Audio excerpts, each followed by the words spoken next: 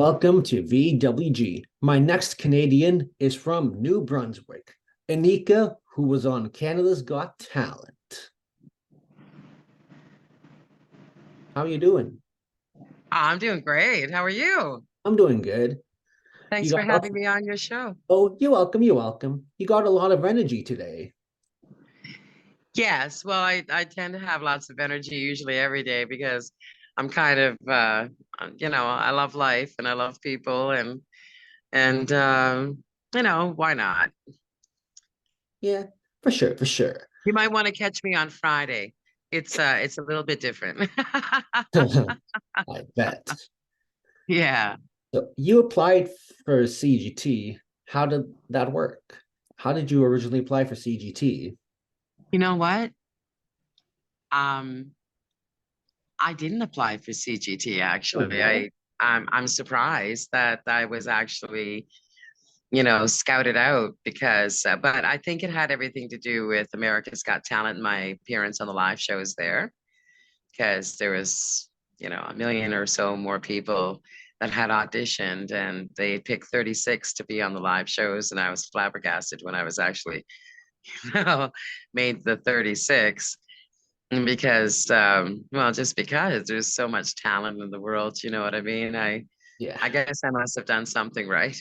And from there on in, different times, producers, executive producers, all those people that are looking for new and fresh talent and old talent, um, oftentimes will scout the internet or YouTube or whatever. And I Hmm. just happened to be scouted and contacted. And it's still a very, very, very long process before you even can get considered to be chosen. So I was very fortunate.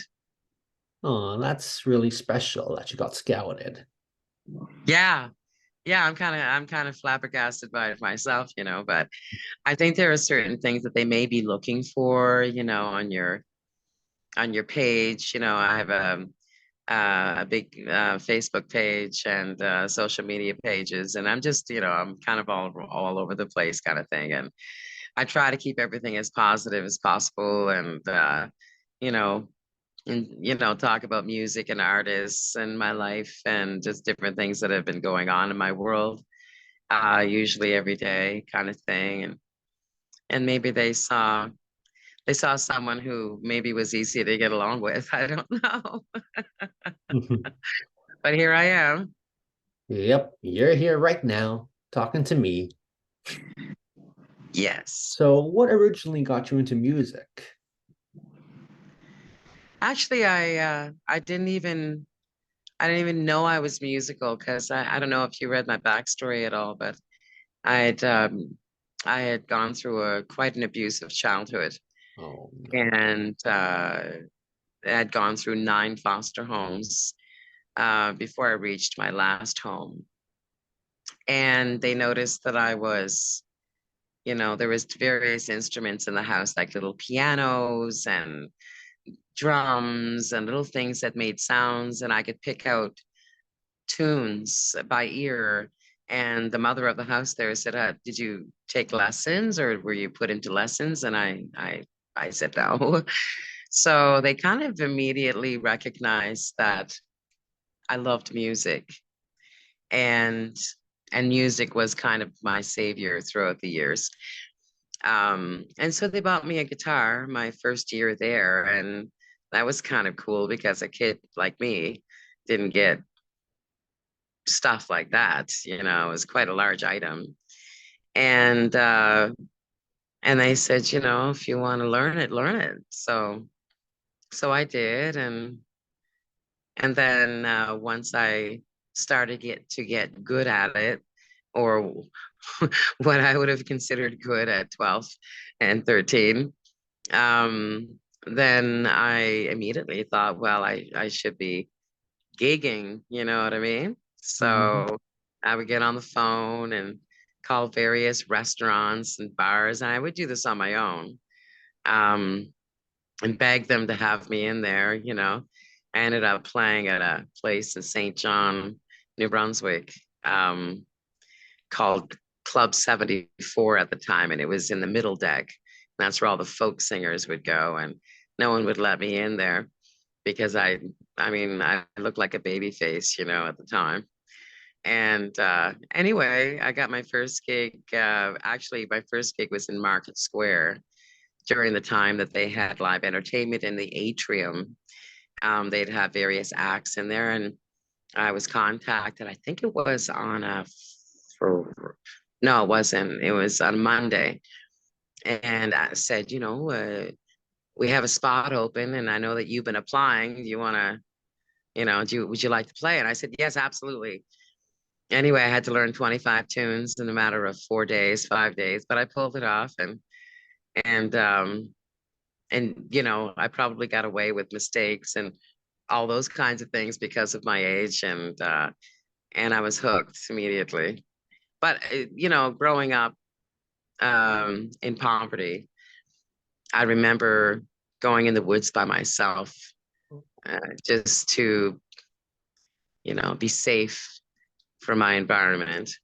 And I used to sing songs. You know, I used to make up songs or songs that I heard. I'd try to put a little twist on it or something, and pick berries while I was up there and eat them, and just I really enjoyed being by myself. That's where I felt the safest, I guess. Yeah, sometimes you're safe when you're with yourself. I can totally agree on that. Yeah, yeah. At least it feels that way. Yes. You know what to expect, you know. Yes. So so yeah, that was basically the spark that got me involved in the music industry. And then as soon as the spark was lit, then, you know, 42 years later, I'm still in love with music, and I've done a tremendous amount of stuff in various aspects, like not just performing grueling hours in clubs 4 or 5 days a week, every week, and on cruise ships and ferries and places you probably wouldn't want to go. I've been a hardcore musician forever, and playing all over the place. And of course, raising my daughter at the same time, and having a couple of jobs to do that too, because, it's true, starving musicians until you make it. Yep. Yeah, but you know what I mean. Okay. Do you have a personal favorite song? If yes, what's the message in the song? A personal favorite song? Yes, a personal favorite.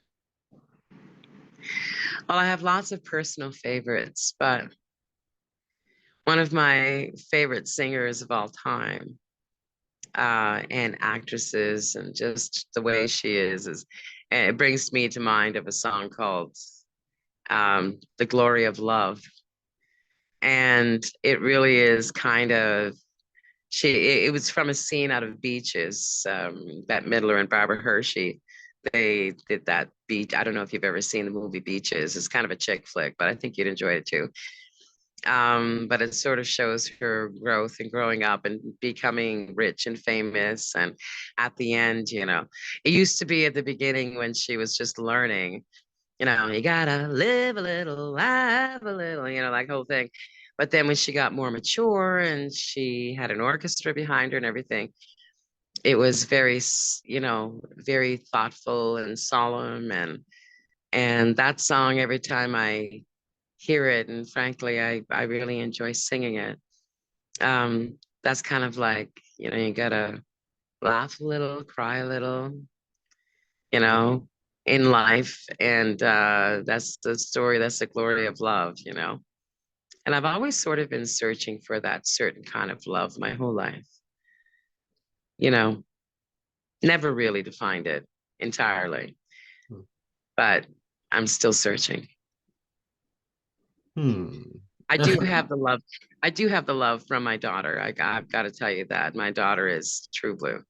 You know, my Yep. daughter, she's 30, and she's been my constant, and we're very close. And I know that her love is real.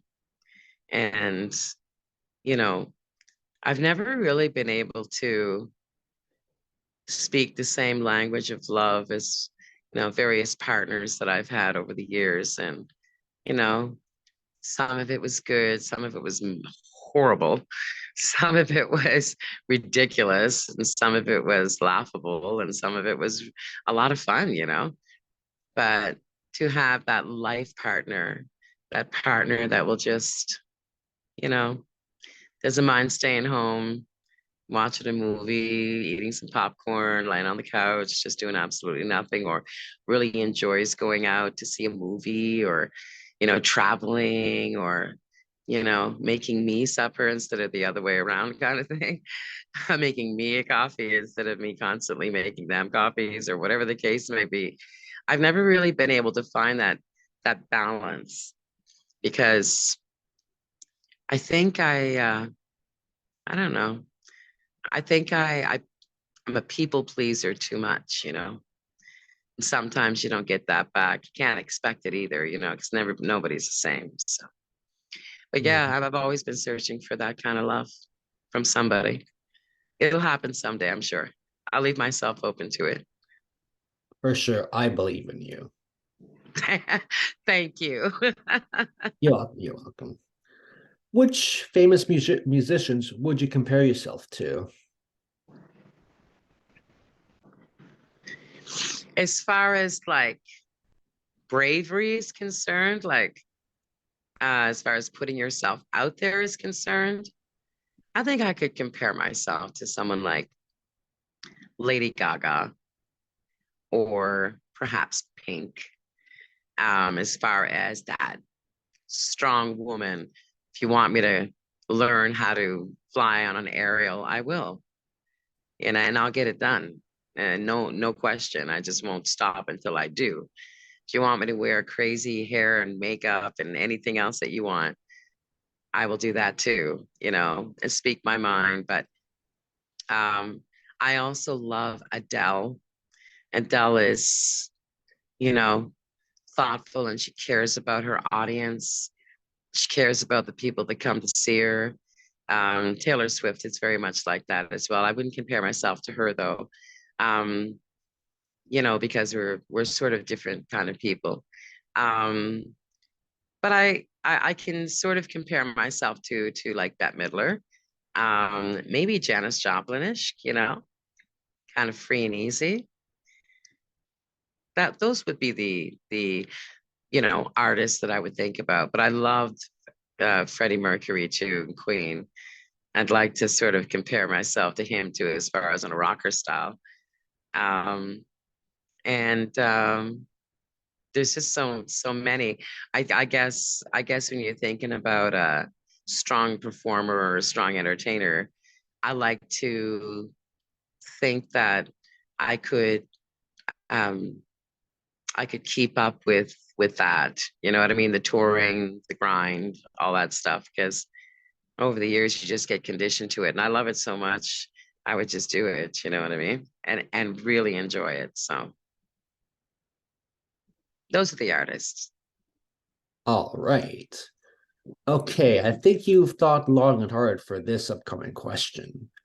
Throughout your 40 years in music, if you were to go back in time to any of those years, which year would you go back to and why? I think I'd go back to the beginning, and I'd like to be an innocent bystander and just watch this crazy kid, which was me, trying to get gigs.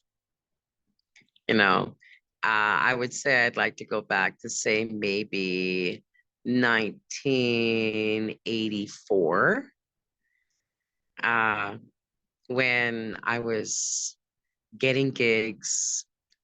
I was in high school, and or just coming out of high school, 84, 85. And I had the greatest time in high school. I would bring my guitar to school and play music to my friends in the theater, and we'd go up and cut class for communications, and I'd sing songs to them and they would sing songs or they would listen or whatever the case may be. And it was such a wonderful time of exploration and development for me that it would be interesting to stand back and watch how my mind was thinking back then, which was get a gig, get a gig, get a gig, play, play, play, play, play all the time, all the time. Couldn't get enough of it. And I would go in my room and practice songs or learn songs or whatever. I'd be in there for 8 hours and it seemed like I was in there for 30 minutes, you know. My adopted mother, she would come in and say, you know, it's bedtime, eh? And I'd say, really? Like I just couldn't even believe it. I loved the whole part of that part of my development and watching other great musicians, you know, and learning from them and finding, you know, oh, it's just an incredible time. I think that would be the time frame that I'd like to visit, you know. Certainly though, I would never want to go back in time to any time other than the present as far as right now, the here and the now. I have no regrets with regards to music, none. And everything that I was supposed to do, I was supposed to do. Everything I did, I was supposed to do. And it was just part of my journey in learning, you know, getting kicked in the teeth by bar owners, you know, and not literally, but you know what I mean? You'd go in, you pack the place, and you know, and they'd all be paying their fees and everything. And at the end of the weekend, you go to get paid, and say, "Oh, you know, we didn't have that great of a night tonight," or you know, and I'm sure there's other musicians, you know, because they don't want you to ask for a raise because you packed the place, and you know, those are the things that would kind of hurt me from my band and stuff like that. Um, but there are other memorable moments when you get a phone call to open for like Jeff Healey, or you get those moments that you are going to go on tour at a festival, or you know, those kinds of things are beautiful moments too. So everything up until now, I'm truly enjoying the whole thing because it's kind of come full circle with regards to you know, keeping my nose clean on it, you know, and having some respect from other musicians, you know, that used to think I was crazy, and now they say, hey, maybe she had something there. Especially after the America's Got Talent in Japan and Canada's Got Talent and all those kinds of things. And just, you know, seeing me struggle to make a mark of some kind. And then, of course, I've written a full on rock musical called Deception that I plan on having in theaters next year. And I did do a mini tour of it 7 years ago, 8 years ago now. And it was very successful with regards to the audiences attending. We had full houses for most shows. And it was just one night shows too. So, but over the years, it never really was what I wanted it to be, which was, you know, the injection of keeping the organics of live theater in conjunction with the pristine visual presentation of third dimensional technology. And that's where I'm aiming now. So, and I'm writing a book currently. Yeah, Oh, it's called I Am Anica. Because for years that was my first name, you know, it's my real actually it's not completely my real name. It's more of a pet name when I came home from the hospital that my family in Quebec called me and it stuck, you know. But in the book, I'll unveil what my actual name on my birth certificate is.